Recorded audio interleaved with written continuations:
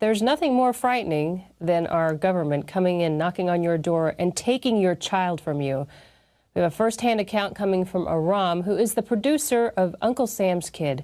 His first-hand experience with CPS showing up at his door, and his 11-year-old daughter was tasered by the police.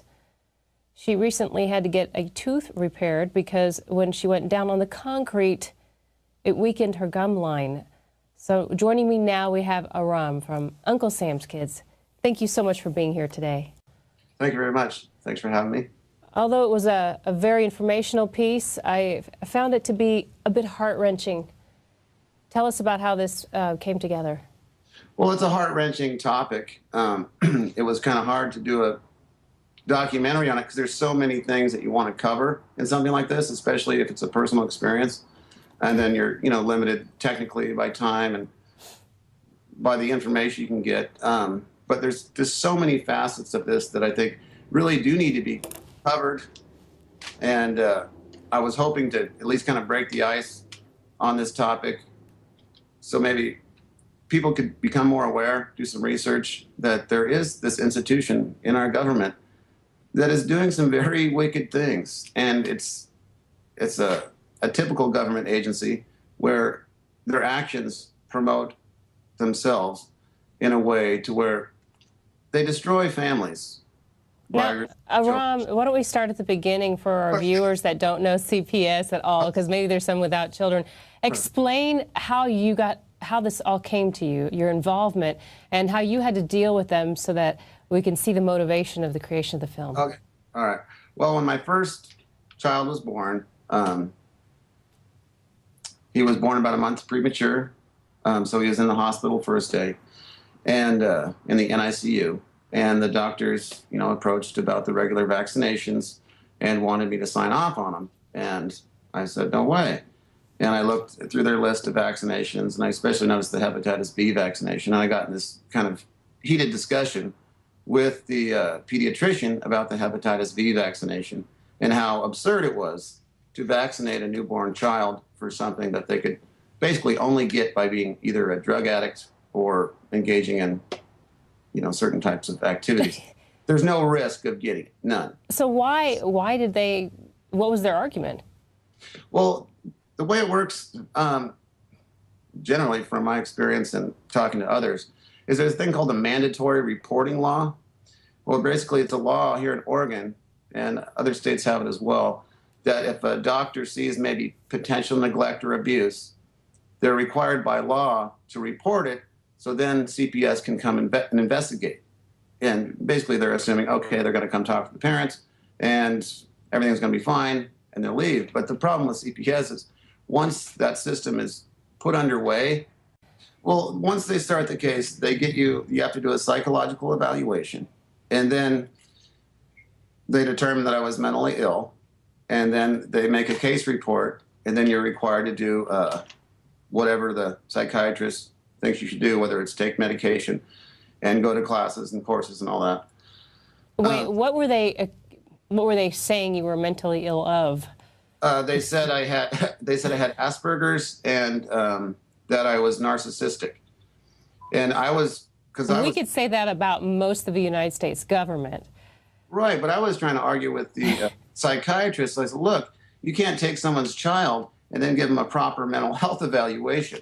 You just traumatized a person. They're obviously not going to be in the appropriate mindset to give or to obtain an accurate psychological evaluation. Because by that time, my child was already gone for about a month. Wow. So I was, freaking out. And they have this way of making you seem narcissistic because you want your child back. You're mentally ill because you want your child back. And they tell you that if you were really a good parent, you wouldn't want your kid back because you need to get treatment. And if you don't get treatment, then you're putting your kid at risk. And what treatment were they encouraging? They wanted me to take some SSRI. I don't remember what it was. It was an antidepressant. And then another drug for, what else did they say it was? So basically they wanted you to get on pharma. That was their solution. Yeah. Instead of tackling this so-called imaginary problem that they created. Depakote. Oh, there you go. They wanted me on Depakote And I mean, the whole thing was just so crazy. And the whole experience makes you mentally ill. It does. I mean, because it's so insane, you can't understand what's really happening here. I think, too, what a lot of people don't understand is that's where we're headed with Obamacare. Right. That's exactly, it's the same thing. Somebody who doesn't know you is going to make a determination whenever they feel like it in order to tell you what medication to take, because they have actually the power when you really jump into Obamacare. It's interesting. Now, this law that you're talking about, this mandatory reporting law, comes down from DHS? It comes from DHS. It's a mandatory child abuse, prevention law where certain professionals, everyone from doctors to teachers, college professors, even college janitors are mandatory reporters, where they can get in trouble if they don't report suspected neglect. And the way I looked at it was that it's basically DHS is kind of fishing for kids, but this just creates a big net where they can kind of scoop them up and get a broad base of kids to take, because they are dependent financially on increasing their caseload so they can get more money. So it creates a definite conflict of interest if their interest in protecting kids. And there's a whole study on kangaroo care, which is about putting the child next to you and raising it next to you and breastfeeding. And the whole thing, there's a reason that God made us this way. So to take that child away is just, it's inhuman. Well, it's inhuman, but CPS and the makers of the policy know this as a fact. It's in their own literature of studying child development psychology, going back to the 50s, that one of the main predictors of antisocial behavior later in life is removal from the primary caregiver. It's called attachment theory. That was a theory based on the work of Dr. John Bowlby, who did studies with Native American babies. And Aram, I want to hear about your third child. What happened to your third child? We had an emergency C-section. Well, actually, it was a planned C-section.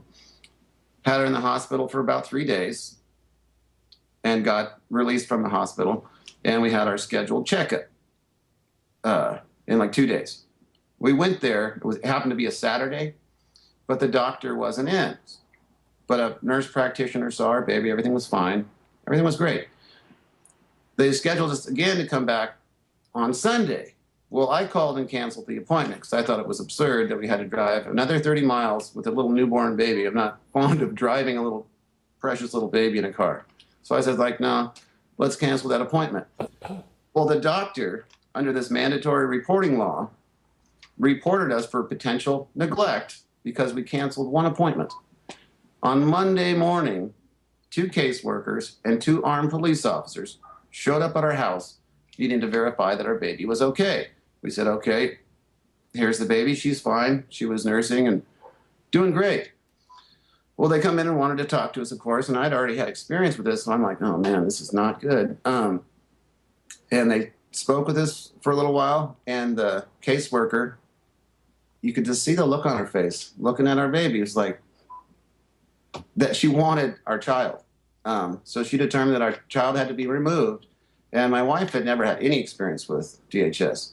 And she was like, no way, you're not taking my kid. The 2 police officers start going in to forcefully take our newborn baby away from her. It starts to get into a nasty situation. And I'm just like, oh my God. And I knew what was going to happen. If my wife starts fighting with 2 cops and the baby gets hurt, we're going to get charged with it. We'll probably never see her again. So I was just like, man, we didn't have any choice. We had to let them take her.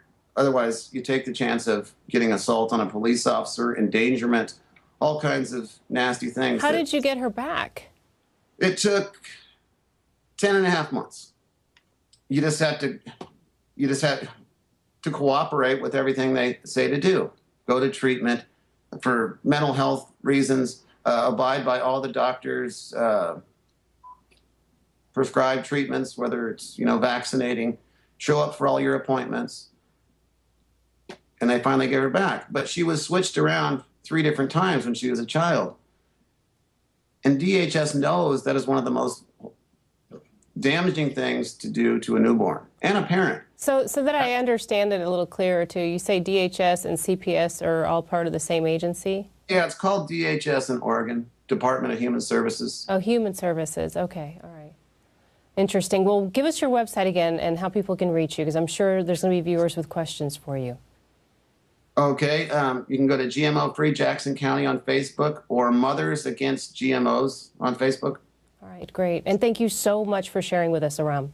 Thank you so much. And great job on the film. Appreciate it. All right. Bye. To find out more about his film and the other films that are in the Paul Revere contest, go to Infowars.com/Paul Revere. And his film is called Uncle Sam's Kids. Go and check that out. It's educational. It'll teach you a lot about CPS, first-hand account. And if you want to learn more about child trafficking in the United States, we have a book at InfoWarsStore.com, The Franklin Scandal, A Story of Power Brokers, Child Abuse and Betrayal by Nick Bryant. Go to the website today and read more about what's really happening in the United States and our corrupt government.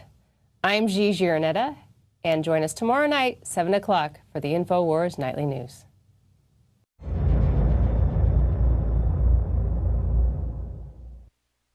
Now you can watch The Alex Jones Show live as it happens at Infowars.com/show. You'll find links to all of our content there and a free 15-day trial for Prison Planet TV. More than 60 movies and documentaries all in one place at Infowars.com/show.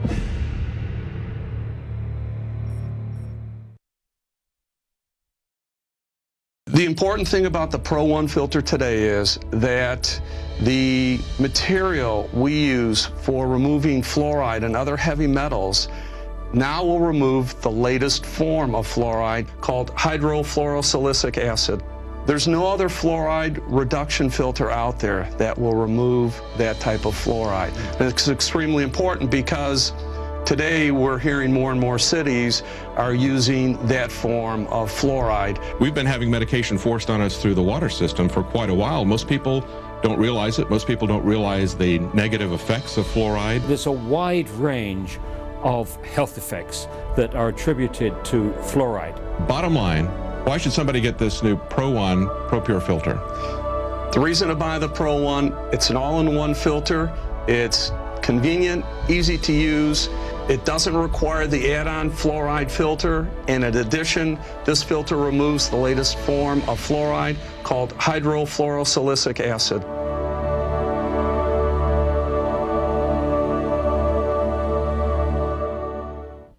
Producer of Uncle Sam's Kid, his firsthand experience with CPS showing up at his door, and his 11-year-old daughter was tasered by the police. She recently had to get a tooth repaired because when she went down on the concrete, it weakened her gum line. So joining me now, we have Aram from Uncle Sam's Kids. Thank you so much for being here today. Thank you very much.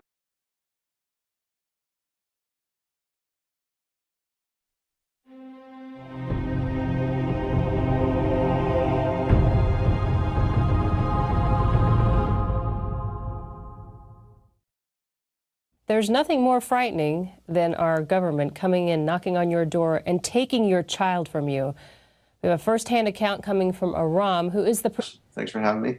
Although it was a very informational piece, I found it to be a bit heart-wrenching. Tell us about how this came together. Well, it's a heart-wrenching topic. It was kind of hard to do a documentary on it because there's so many things that you want to cover in something like this, especially if it's a personal experience. And then you're, limited technically by time and local government agency where their actions promote themselves in a way to where they destroy families. Now, Aram, why don't we start at the beginning for our viewers that don't know CPS at all, because maybe there's some without children. Explain how this all came to you, your involvement, and how you had to deal with them so that we can see the motivation of the creation of the film. By the information you can get. But there's just so many facets of this that I think really do need to be covered. And I was hoping to at least kind of break the ice on this topic so maybe people could become more aware, do some research, that there is this institution in our government that is doing some very wicked things. And it's it's a tip